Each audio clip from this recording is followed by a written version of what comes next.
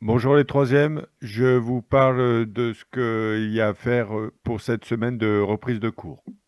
Déjà, première chose, il faut bien sûr que vous consultiez votre cahier de texte, mais aussi votre messagerie, parce que c'est la voie que j'utilise pour vous donner des messages. Enfin, si vous regardez cette vidéo, c'est peut-être que vous êtes déjà passé par la messagerie. Allez, je vous parle de ce qu'il y a à faire de nouveau cette semaine. Alors, ça se passe dans le chapitre, le thème, l'énergie et ses conversions. Le chapitre 1 est fini et on parle du chapitre 2. Dans ce chapitre 2, je vais vous faire il y a un petit passage vidéo qui suit qui vous explique le 2.1. Mais je voudrais juste vous montrer quelques documents qui peuvent être utiles et que j'utilise. Il y a 7 courbes que vous pouvez regarder et aussi cette feuille des multiples et des sous-multiples, notamment, on verra, il y a l'utilisation du multiple giga 10 puissance 9 et l'utilisation du sous-multiple milli 10 puissance 3. Ensuite, vous pouvez jeter un œil sur ce document. Allez, je vous explique en vidéo le 2.1. On s'intéresse donc au chapitre 2, puissance d'un appareil électrique. 2.1, première partie donc, expression de la puissance, et on va prendre l'exemple de l'éclair. Vous l'avez déjà observé, l'éclair est un phénomène très rapide, et la puissance de l'éclair est donc très grande parce que l'énergie est délivrée dans un temps très court. La question que je vous pose ici, quelle est l'énergie délivrée par cet éclair? Donc je vais faire un zoom sur ce graphique. Voilà. Et on va regarder ce qu'il y a sur les deux axes. En abscisse, on a les dates. Donc on peut voir ici que la durée du phénomène est d'à peu près 25 millisecondes. Et en ordonnée, on a la puissance du phénomène. Ici, vous avez un G majuscule qui est le symbole du multiple giga, qui veut dire 10 puissance 9. Donc gigawatt, c'est 20 gigawatts, c'est 20, 10 puissance 9 watts.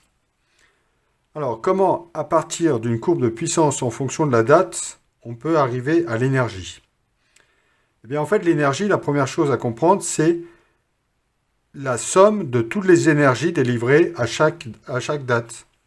C'est-à-dire, si je veux l'énergie totale du phénomène, je prends l'énergie délivrée ici, par exemple, à 2 millisecondes, l'énergie délivrée à 3 millisecondes, plus l'énergie délivrée ici, et à chaque instant. À chaque date, c'est pareil. Voilà. Mais il va falloir prendre en compte une deuxième chose, c'est la puissance à laquelle cette énergie est délivrée. C'est-à-dire que si je prends par exemple 5 millisecondes et que le phénomène est très puissant à ce moment-là, il y aura plus d'énergie qui sera délivrée. Si le phénomène est moins puissant, il y aura à 5 millisecondes moins d'énergie qui sera délivrée. Donc pourquoi je vous présente ça sous forme de graphique? Parce qu'il y a une interprétation géométrique qui est de dire l'énergie délivrée lors de l'éclair, c'est la surface sous la courbe de puissance. Ça peut se comprendre, on additionne toutes les énergies à chaque date, mais sinon, croyez-moi sur parole. Voilà, donc c'est-à-dire revenir, avoir l'énergie délivrée par cet éclair, ça revient à calculer la surface sous la courbe de puissance. Ici, c'est un cas simple où la courbe de puissance est un rectangle. Donc, vous connaissez la formule de la surface d'un rectangle, c'est hauteur fois largeur. Donc ici, la hauteur, ça serait, je vais tourner comme ça, la puissance. Voilà. Ce qui correspondrait par cette analogie géométrique à ma hauteur. Et ma largeur, ça serait la durée du phénomène. Voilà, j'avais dit 25 millisecondes. Conclusion, l'énergie du phénomène est égale à la puissance fois la durée.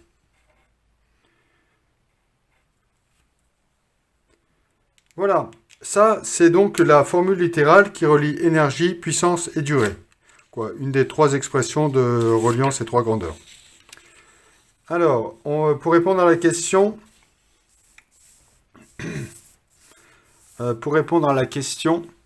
on va réécrire ça ici. L'énergie est égale à la puissance fois la durée. La valeur de la puissance ici, c'est 20 gigawatts. Alors, je vais tout ça écrire. Ça, c'est en watts.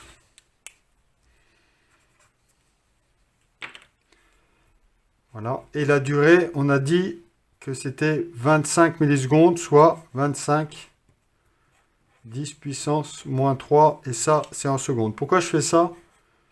Peut-être vous l'avez déjà compris, c'est que si je veux que l'énergie soit en joules, c'est-à-dire l'unité principale d'énergie, il faut que les autres grandeurs soient exprimées aussi dans leur unité principale.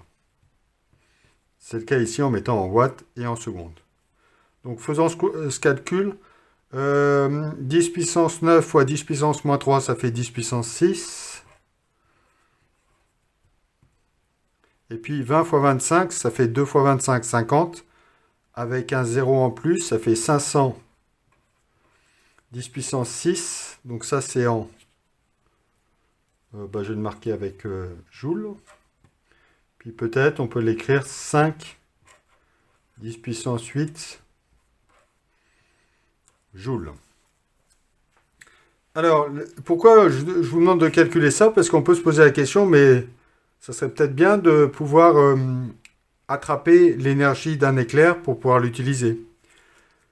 En fait, c'est une mauvaise idée, parce que j'ai regardé, quoi, je veux dire, en tant que centrale, est-ce que un éclair peut me servir de centrale électrique? Quoi, de centrale? Mauvaise idée, parce que j'ai regardé ma facture EDF et j'ai converti ma consommation électrique qui était en kilowattheure, j'ai converti en joules pour pouvoir comparer. Et en fait, ça correspond à 3-4 jours de la consommation d'une maison. Donc vous voyez la difficulté, il faudrait choper les éclairs avec un rendement de 100% et vous pourriez alimenter une maison pendant 3 ou 4 jours. Voilà, donc vous m'écrirez dans votre cours, quand vous le recopierez, vous recopiez le cours, et puis cette partie, vous la recopiez, cette partie-là, vous la recopiez ici. D'accord? Ensuite, conclusion.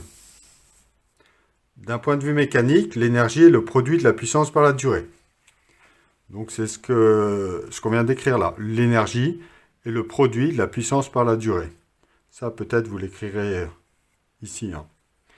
Alors, la relation sur les grandeurs se retrouve pour les unités. Pour les grandeurs, l'énergie est égale à la puissance fois la durée. Donc, si vous voulez que l'énergie soit en joules, il faut que la puissance soit en watts et la durée soit en secondes. Conclusion, des joules, c'est des watts fois des secondes. Il y a une autre unité parce que le joule, c'est une unité d'énergie très petite. Et je vous disais que ma facture était en kilowattheure. Donc, si vous voulez l'énergie en wattheure, il faut que la puissance soit toujours en watts, mais la durée en secondes. C'est-à-dire que c'est une unité 3600 fois plus grande. Vous connaissez peut-être ce fichier, exemple de manipulation d'expression littérale, à regarder. Voilà pour le premier point. Je voudrais aborder avec vous un deuxième point. C'est ce qu'on appelle une analogie. Alors, on a vu ici que l'énergie est le produit de la puissance par la durée. Et je voudrais avoir les autres formes. Première forme différente, c'est je veux la puissance toute seule. Donc je vais diviser des deux côtés par la durée. Alors je divise par la durée de ce côté-là. Il était à gauche, j'écris à droite, ça ne change rien. Puissance par la durée. Et puis là, comme je divise par la durée, que j'avais la durée en haut, ça fait 1, donc on ne l'écrit même plus. Voilà. D'autre part, si je veux la durée Là, vous voyez que ce qui m'embête, c'est fois la puissance. Donc, on va diviser par la puissance des deux côtés pour avoir la durée est égale l'énergie divisée par la puissance. Et là où je vous disais que je voulais faire avec vous une analogie, c'est sur la vitesse. Alors la vitesse, généralement, vous la prenez comme ça. Vous voyez que pour avoir la distance, si je multiplie par la durée des deux côtés, je l'ai. Distance est égale vitesse fois durée. Et puis, là, j'ai la vitesse tout seul, la distance tout seul et la durée toute seule.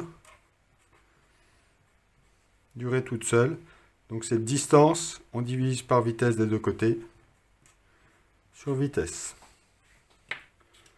Voilà. Et on retrouve aussi toutes ces histoires de concordance entre les grandeurs et les unités. Ici, si la distance est en mètres et la durée est en secondes, c'est des mètres par seconde. Là, on retrouve des mètres par seconde fois des secondes. Voilà, on retrouve tout pareil. Et là, c'est watts, c'est des joules. Et là, c'est des secondes. Donc, joules divisé par des secondes. Voilà. Et en fait, il y a un peu une équivalence ici. La puissance, c'est la vitesse à laquelle vous déversez l'énergie d'un récipient à un autre. Ici, c'est du nuage au sol. Et la vitesse ici, c'est la vitesse à laquelle vous parcourez une distance dans une unité de durée. Voilà, donc toutes ces formules, il faut savoir les manipuler, les connaître. Celle-là, c'est celle qu'on a vue aujourd'hui. Voilà, cette vidéo se termine de façon un peu sèche, mais en fait, je me suis pas rendu compte que j'étais hors champ, donc je vous épargne la dernière partie de cette vidéo. Voilà, au plaisir de vous revoir.